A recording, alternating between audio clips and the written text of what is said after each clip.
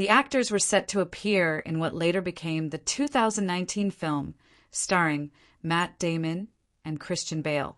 Brad Pitt is sharing why he and Tom Cruise didn't reunite on the big screen for Ford v Ferrari.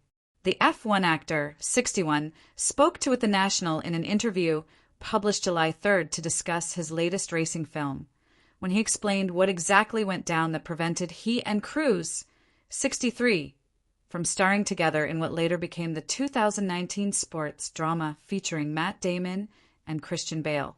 While the Academy Award-winning film was ultimately directed by James Mangold, a planned earlier iteration of Ford v Ferrari would have seen F1 director Joseph Kosinski behind the wheel and was set to star Cruise and Pitt, but the project fell through due to budgetary reasons. Now, Pitt is detailing another reason things didn't necessarily work out. Tom and I, for a while there, were on Ford v Ferrari with Joe to direct. This was about 10 years before the guys who actually made it, and made it a great movie, Pitt said. What it came down to is that we both wanted to drive, and Tom wanted to play Shelby and I wanted to play Ken Miles. And when Tom realized that Carroll Shelby would not be driving much in the movie, it didn't come through, he added. So I'm not sure how that's going to work in a potential F1 sequel, but we'll give it a go. I'd love to. Still, Pitt got his time in the driver's seat with Kosinski's F1, which arrived in theaters June 27th and stars the actor as Formula One driver Sonny Hayes. The film, made in collaboration with F1 athletes like producer Lewis Hamilton, also features stars Damson Idris, Tobias Menzies, Kim Bodnia, and Javier Bardem. The actor told The National that he'd be up for a sequel, too, adding that the focus of a follow-up would have to be on Idris' character. I would want to drive again, selfishly speaking, Pitt said. F1 is still the focus.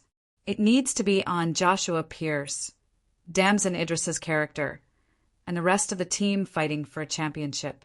Where does Sonny fit in? I'm not sure. He continued, Sonny's probably out on the Bonneville Salt Flats, setting speed records or something like that. So I'm not sure beyond that just yet. Right now, I'm just pleased as punch that something like this can bring people together. That's the power of this kind of cinema. Cruise and Pitt, who starred an interview with a vampire back in 1994, may not have reunited on the big screen lately, but they did spend some time together on the red carpet for F1 on June 23rd. And as Cruise explained earlier this year, the pair are no strangers to racing together. It's great to see Brad driving Cruise at CinemaCon 2025 per Cinema Blend. He's a very good driver. Believe me, I've raced against him. When we were doing Interview with the Vampire, we'd go and race go-karts.